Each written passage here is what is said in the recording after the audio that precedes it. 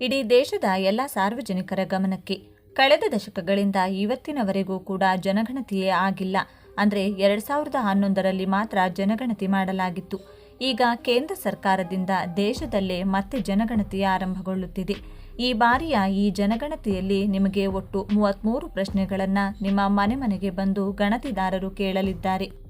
ಅಂದರೆ ದೇಶದಲ್ಲಿ ಈಗ 2026ರಲ್ಲಿ ಜನಗಣತಿ ಆರಂಭಗೊಳ್ಳುತ್ತಿದೆ. ಈ ಜನಗಣತಿಯಲ್ಲಿ ದೇಶದ ಪ್ರತಿಯೊಬ್ಬ ನಾಗರಿಕರು ಕೂಡ ಭಾಗವಹಿಸುವುದು ಕಡ್ಡಾಯ. ನಮ್ಮ ಕರ್ನಾಟಕದಲ್ಲಿ ಕಳೆದ ಕೆಲವು ತಿಂಗಳ ಹಿಂದೆ ಸಾಮಾಜಿಕ ಮತ್ತು ಶೈಕ್ಷಣಿಕ ಸಮೀಕ್ಷೆಯನ್ನು 2025ರಲ್ಲಿ ಮನೆಗೆ ಬಂದು ಸರ್ವೆ ಮಾಡಿಕೊಂಡು ಹೋಗಿದ್ದರು. ಈಗ ಕೇಂದ್ರ ಸರ್ಕಾರದಿಂದ ದೇಶದ ಜನಗಣತಿ ಆರಂಭಗೊಳ್ಳುತ್ತಿದ್ದು ಮತ್ತೆ ಮನೆಗೆ ಜನಗಣತಿದಾರರು ಬರಲಿದ್ದಾರೆ. ಆದರೆ ಅವರು ನಿಮ್ಮ ಮನೆಗೆ ಬಂದಾಗ ಯಾವೆಲ್ಲ ಪ್ರಶ್ನೆಗಳನ್ನು ಕೇಳಲಿದ್ದಾರೆ ಹಾಗೂ ಜನಗಣತಿಯಲ್ಲಿ ಏನೆಲ್ಲ ಇರಲಿದೆ ಎನ್ನುವ ಕಂಪ್ಲೀಟ್ ಮಾಹಿತಿಯೊಂದಿಗೆ ಸಾರ್ವಜನಿಕರಿಗೆ ಏನೆಲ್ಲ ಲಾಭ ಇದೆ ಎನ್ನುವ ಬಗ್ಗೆ ಕಂಪ್ಲೀಟ್ ಆಗಿ ತಿಳಿದುಕೊಳ್ಳಲು ವಿಡಿಯೋವನ್ನು ತಪ್ಪದೇ ಕೊನೆವರೆಗೂ ನೋಡಿ. ಹಾಗೂ ಇಷ್ಟು ವರ್ಷಗಳ ನಂತರ ಮತ್ತೆ ಕೇಂದ್ರ ಸರ್ಕಾರವು ಜನಗಣತಿ ಆರಂಭಿಸಿರುವುದು ಇದು ದೇಶಕ್ಕೆ ಒಳ್ಳೆಯ ಕೆಲಸ ಅನ್ನೋದಾದ್ರೆ ಈ ವಿಡಿಯೋಗೆ ಈಗಲೇ ಒಂದು ಲೈಕ್ ಮಾಡಿ. ದೇಶದಲ್ಲಿ ಜನಗಣತಿ ಆರಂಭವಾಗಲಿದ್ದು ನಿಮಗೆ ಏನು ಕೇಳಲಾಗುತ್ತದೆ ಎಂದು ನೀವು ಆಶ್ಚರ್ಯ ಪಡುತ್ತಿರಬಹುದು. ಕೇಂದ್ರ ಸರ್ಕಾರವು 33 ಪ್ರಶ್ನೆಗಳ ಸಂಪೂರ್ಣ ಪಟ್ಟಿಯನ್ನ ಬಿಡುಗಡೆ ಮಾಡಿದೆ. ಇವುಗಳನ್ನು ಜನಗಣತಿ ಅಧಿಕಾರಿಗಳು ಮನೆಗೆ ತೆರಳಿ ಕೇಳುತ್ತಾರೆ. ಗೃಹ ಸಚಿವಾಲಯ ಹೊರಡಿಸಿದ ಅಧಿಸೂಚನೆಯ ಪ್ರಕಾರ ಈ ಬಾರಿ ಕುಟುಂಬ ಸದಸ್ಯರನ್ನ ಮಾತ್ರವಲ್ಲದೆ ನೀವು ಹೊಂದಿರುವ ವಾಹನಗಳು, ನೀವು ತಿನ್ನುವ ಧಾನ್ಯಗಳ ಪ್ರಕಾರಗಳು ಮತ್ತು ನೀವು ಇಂಟರ್ನೆಟ್ ಬಳಸುತ್ತೀರಾ ಎಂಬ ಪ್ರಶ್ನೆಗಳನ್ನು ಸಹ ಎಣಿಕೆ ಮಾಡಲಾಗುತ್ತದೆ. ಸರ್ಕಾರವು ಕುಟುಂಬ ಸದಸ್ಯರು ಮತ್ತು ಕುಟುಂಬದ ಮುಖ್ಯಸ್ಥರ ಸಂಖ್ಯೆಯ ಬಗ್ಗೆ ಮಾಹಿತಿಯನ್ನು ಸಂಗ್ರಹಿಸುವುದಲ್ಲದೆ ನಿಮ್ಮ ಜೀವನ ಶೈಲಿ ಮತ್ತು ಸೌಕರ್ಯಗಳ ಸಂಪೂರ್ಣ ವಿವರಗಳನ್ನು ಸಹ ದಾಖಲಿಸುತ್ತದೆ. ಇದು ನಿಮ್ಮ ಮನೆಯ ಚಾವಣಿ ಮತ್ತು ಗೋಡೆಗಳನ್ನು ಯಾವ ವಸ್ತುಗಳಿಂದ ಮಾಡಲಾಗಿದೆ, ಕುಡಿಯುವ ನೀರು ಮತ್ತು ಶೌಚಾಲಯಗಳ ಲಭ್ಯತೆ, ಗ್ಯಾಜೆಟ್ಗಳು ಮತ್ತು ನೀವು ಹೊಂದಿರುವ ವಾಹನಗಳು ವರೆಗಿನ ಮಾಹಿತಿಯನ್ನು ಒಳಗೊಂಡಿದೆ. ಜನಗಣತಿಗೆ ಸಂಬಂಧಿಸಿದ ಮಾಹಿತಿಗಾಗಿ ಮಾತ್ರ ನಿಮ್ಮ ಮೊಬೈಲ್ ಸಂಖ್ಯೆಯನ್ನು ವಿನಂತಿಸಲಾಗುತ್ತದೆ ಎಂದು ಅಧಿಸೂಚನೆಯಲ್ಲಿ ಸ್ಪಷ್ಟಪಡಿಸಲಾಗಿದೆ. ನಿಮಗೆ ಕೇಳಲಾಗುವ ಪ್ರಶ್ನೆಗಳು ಇಲ್ಲಿವೆ. ಮೊದಲನೆಯದಾಗಿ ಕಟ್ಟಡ ಸಂಖ್ಯೆ, ಪುರಸಭೆ ಅಥವಾ ಸ್ಥಳೀಯ ಪ್ರಾಧಿಕಾರ ಅಥವಾ ಜನಗಣತಿ ಸಂಖ್ಯೆ. ಎರಡನೆಯದು ಜನಗಣತಿಯ ಮನೆ ಸಂಖ್ಯೆ. ಮೂರನೆಯದು ಜನಗಣತಿ ಮನೆಯ ನೆಲದ ಪ್ರಧಾನ ವಸ್ತು. ನಾಲ್ಕನೆಯದು ಜನಗಣತಿ ಮನೆಯ ಗೋಡೆಯ ಪ್ರಧಾನ ವಸ್ತು. ಐದನೆಯದಾಗಿ ಜನಗಣತಿ ಮನೆಯ ಚಾವಣಿಯ ಪ್ರಧಾನ ವಸ್ತು. ಆರನೆಯದು ಜನಗಣತಿ ಮನೆಯ ಬಳಕೆಯನ್ನು ಖಚಿತಪಡಿಸಿಕೊಳ್ಳುವುದು. ಏಳನೆಯದು ಜನಗಣತಿ ಮನೆಯ ಸ್ಥಿತಿ. ಎಂಟನೆಯದು ಮನೆಯ ಗುಣಗಾಟ. ಒಂಬತ್ತನೆಯದು ಮನೆಯಲ್ಲಿ ಸಾಮಾನ್ಯವಾಗಿ ವಾಸಿಸುವ ಒಟ್ಟು ವ್ಯಕ್ತಿಗಳ ಸಂಖ್ಯೆ. ಹತ್ತನೆಯದು ಮನೆಯ ಮುಖ್ಯಸ್ಥರ ಹೆಸರು. ಹನ್ನೊಂದನೆಯದು ಮನೆಯ ಮುಖ್ಯಸ್ಥನ ಲಿಂಗ.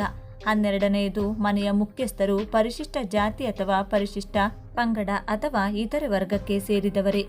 13ನೆಯದು ಜನಗಣತಿ ಮನೆಯ ಮಾಲೀಕತ್ವದ ಸ್ಥಿತಿ. 14ನೆಯದು ಮನೆಯವರು ಮಾತ್ರ ಹೊಂದಿರುವ ವಾಸದ ಕೋಣೆಗಳ ಸಂಖ್ಯೆ.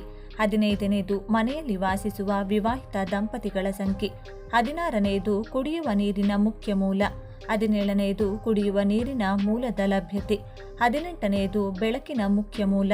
19ನೆಯದು ಶೌಚಾಲಯಕ್ಕೆ ಪ್ರವೇಶ. 20ನೆಯದು ಶೌಚಾಲಯದ ಪ್ರಕಾರ. 21ನೆಯದು ತ್ಯಾಜ್ಯ ನೀರಿನ ಹೊರಹರಿವು. 22ನೆಯದು ಸ್ನಾನದ ಸೌಲಭ್ಯದ ಲಭ್ಯತೆ. 23ನೆಯದು ಅಡುಗೆ ಮನೆ ಮತ್ತು LPG ಅಥವಾ PNG ಸಂಪರ್ಕದ ಲಭ್ಯತೆ. 24ನೆಯದು ಅಡುಗೆಗೆ ಬಳಸುವ ಮುಖ್ಯ ಇಂಧನ. 25ನೆಯದು ರೇಡಿಯೋ ಅಥವಾ ಟ್ರಾನ್ಸಿಸ್ಟರ್. 26ನೆಯದು ದೂರದರ್ಶನ. 27ನೆಯದು ಇಂಟರ್ನೆಟ್ ಪ್ರವೇಶ. 28ನೆಯದು ಲ್ಯಾಪ್ಟಾಪ್ ಅಥವಾ ಕಂಪ್ಯೂಟರ್. 29ನೆಯದು ದೂರವಾಣಿ ಅಥವಾ ಮೊಬೈಲ್ ಫೋನ್ ಅಥವಾ ಸ್ಮಾರ್ಟ್ ಫೋನ್. 30ನೆಯದು ಬೈಸಿಕಲ್ ಅಥವಾ ಸ್ಕೂಟರ್ ಅಥವಾ ಮೋಟಾರ್ ಸೈಕಲ್ ಅಥವಾ ಮೋಪೆಡ್. 31ನೆಯದು ಕಾರು ಅಥವಾ ಜೀಪ್ ಅಥವಾ ವ್ಯಾನ್. 32ನೆಯದು ಮನೆಯಲ್ಲಿ ಸೇವಿಸುವ ಮುಖ್ಯ ಧಾನ್ಯ.